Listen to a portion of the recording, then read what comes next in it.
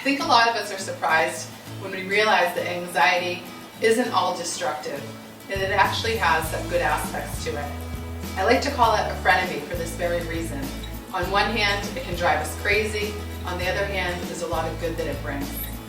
For example, when we're anxious, we have a lot of adrenaline, and that helps us to stay focused and on task. Another thing about anxiety, it actually shows that we care. A lot of times the most bright people, the most conscientious people are anxious, and that reflects our values. And let's say at work, for example, you're under stress because you have a deadline. That actually reflects a level of care for your work, that you want to bring impact and you want to do a great job.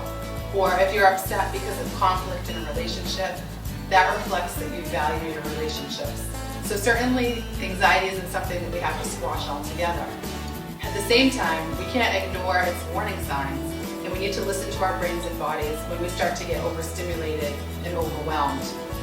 In today's pace, it's very easy to ignore that and just kind of go without margins in our lives, and that can often have a detrimental effect. So when we feel ourselves too juiced up, we need to make sure we're engaging in thoughtful behaviors such as conscious self-care. That's a fancy way of just saying we need to ground ourselves with things that make us feel better, whether it's exercise or just getting a little bit more sleep than what we're doing, or eating things that actually nourish and replenish our bodies. So at the end of the day, anxiety is a paradoxical force. It can help us to focus and to get things done, and then on the other hand, it can erode our sense of well-being. So understanding it really helps us then take the actions we need to feel and be our best.